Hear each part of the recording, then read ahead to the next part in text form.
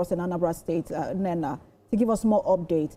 Nena, as we listened to some of the candidates, there was just one recurring statement they were all making, which is vote buying. You have been with the police, or you are moving with the police. What more can you tell us?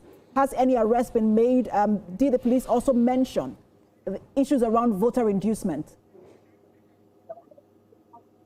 Okay, no, there are no cases like that.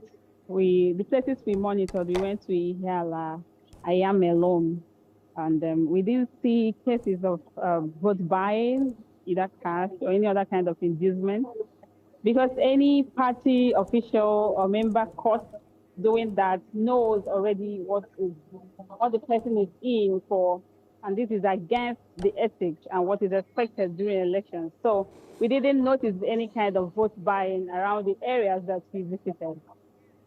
Now, from your observation, how widespread are the reports of voter intimidation or harassment in today's election?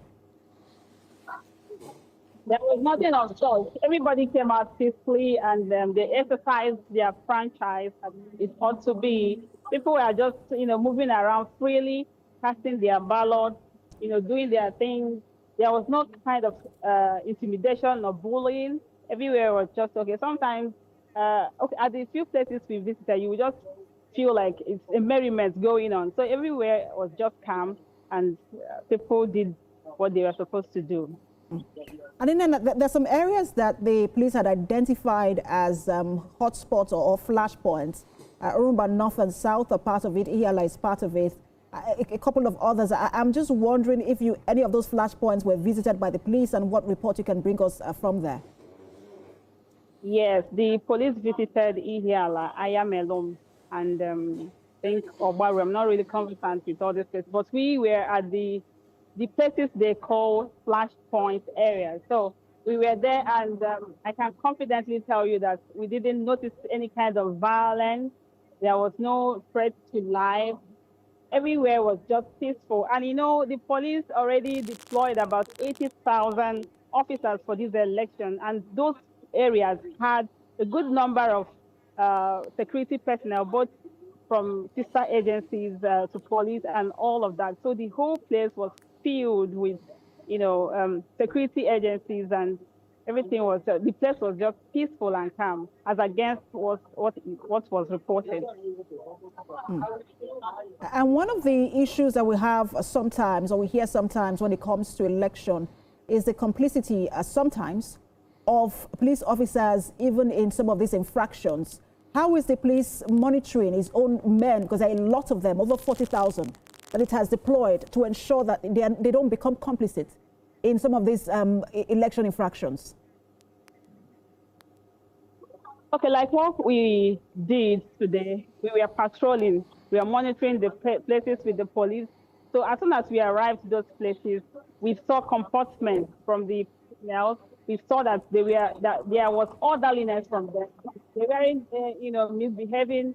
They were just there to ensure orderliness and peacefulness of the, polls.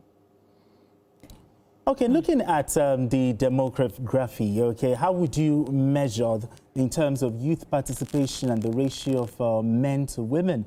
The youth actually come out to vote, or were they maybe somewhere playing football?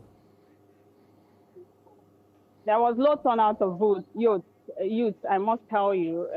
We can only see like women, the elderly to the elderly came out very well in this election. Youths, I didn't see them. It's even this afternoon that I started seeing some of them, trickling in small.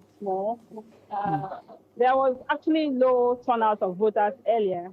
So when we asked, they said some of these youths, they would wait till it's 12 before they will come and vote, so that some of them believe that they need to vote, stay there and ensure that their votes are counted. But I can tell you that some of the youth are not present in some of the polling centers that we visited. Okay.